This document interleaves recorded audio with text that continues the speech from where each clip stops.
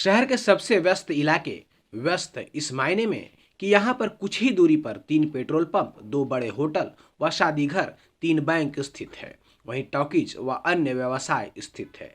इसके बावजूद होटलों में होने वाले शादी में बारातियों द्वारा जमकर किए जाने वाले आतिशबाजी से इस इलाके में कई बार आग लग चुकी है, लेकिन न तो प्रशासन, न आम नागरिक, न ही होटल संचालक इसे सख्ती से बंद करा रहे हैं।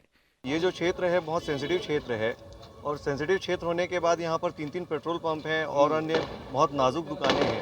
इसके बावजूद यहाँ इतनी बेतहाशा बिना किसी डिसिप्लिन के यहाँ पे पटाखे और आतिशबाजियाँ फूटती हैं कि उन आतिशबाजियों से यहाँ 3-4 बार हाल फिलहाल में आग लग चुकी है और इन आतिशबाजियों से हमेशा के लिए इस एरिया के लिए खतरा बन गया है। ज़रूरत है अब इस आतिशबाजियों पे अंकुश लगाने के लिए। अभी किस तरह से आग लगी है, कहाँ लगी थी? अभी भी ये जो पटाखे और रॉकेट जो उड़ रहे हैं, वो रॉकेट की आग पहले जो आसमान में ही ब्लास्ट होकर वहाँ ख़त्म हो जाया करती थी, अब वो रॉकेट की जो आग है वो नीचे ज़मीन तक आने के बाद तक चल रही है और ये रॉकेट की चिंगारियों की वजह से बीच में से एक चिंगारी घुसी है और उसकी वजह से डिस्पोजल में आग लगी है।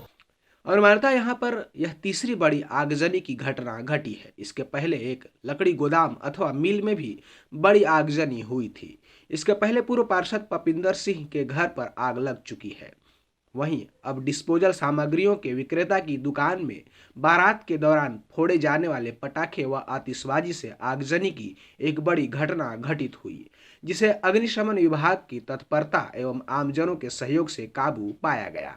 अपन लोग बस शादी में जाने की तैयारी कर रहे थे तो ऊपर में ही आग लगी देखे, फिर हम लोगों ने चिल्लाना शुरू किया। फिर फायर ब्रिगेड में नंबर नहीं हो रहा था तो महेश अपना चौबे है उसको फ़ोन किया फटाफट, तो 2 गाड़ी 15-20 मिनट के अंदर में आ गई थी। फिर 4 गाड़ियाँ लग गई हैं लेकिन अभी तक आग में काबू नहीं पाया गया है। किन दुकान में आग लगी है? ये सुरेश का डिस्पोजल ग्लास है, प्लास्टिक वगैरह की दुकानें हैं, कप प्लेट की, उसी में आग लगी है। बगल में अपना बैटरी वाले का है, उसमें भी कुछ नुकसान हुआ उन लोगों का भी। क्या वजह मान रहे हैं? वजह भी अभी पटाखे बम चल रहे थे इन लोगों की शादी में ही, तो वही पटाखे गिर। हम लोग अभी आधे 1 घंटे पहले बात भी कर रहे थे कि आग फिर लगेगा ऐसे। वो पटाखे नीचे गिरने के बाद काफ़ी देर तक आग लगी रह रही थी उसमें। ऊपर में भी इस क्षेत्र में पहले लकड़ी मिल में हमारे बगल में उनके यहाँ 2 बार लग चुकी है। एक बार हमारे घर में भी आग लग गई थी पूरा उसमें, लेकिन उस समय शॉर्ट सर्किट से पता चला था। लेकिन अभी वाले में फिर यही ऊपर में प्लास्टिक लगी हुई थी पाले, मेरे ख्याल से उसी में गिरा होगा कोई टुकड़ा, तो उसी से आग लगी दिख रही है। अच्छा, कितने का नुकसान हुआ, क्या लग रहा है? मेरे को तो लग रहा है भाई से पूछना पड़ेगा, लाखों नहीं होगा उनका, तो काफ़ी पूरा बहुत बड़ा गोदाम भी था अंदर में, सब में आग लग चुकी है। कल शाम बसंत टॉकीज के सामने स्थित एक दुकान में आग लग गई। दमकल की 4 वाहन पहुंची, तब कहीं आग पर काबू पाया जा सका। बताया जा रहा है कि दुकान के सामने से निकली बारात में फूटे पटाखों की वजह से आग लगी।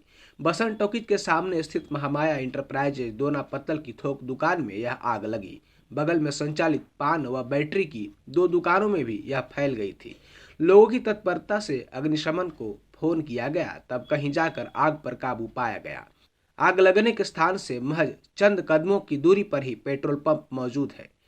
कई बार हो चुकी इस तरह की आगजनी से अब लोगों में भय व्याप्त है। पुलिस और प्रशासन को इस क्षेत्र में आतिशबाजी एवं पटाखों को सख्ती से वर्जित करने आदेश जारी करना होगा, तभी लगातार हो रही घटना की पुनरावृत्ति रुक सकेगी।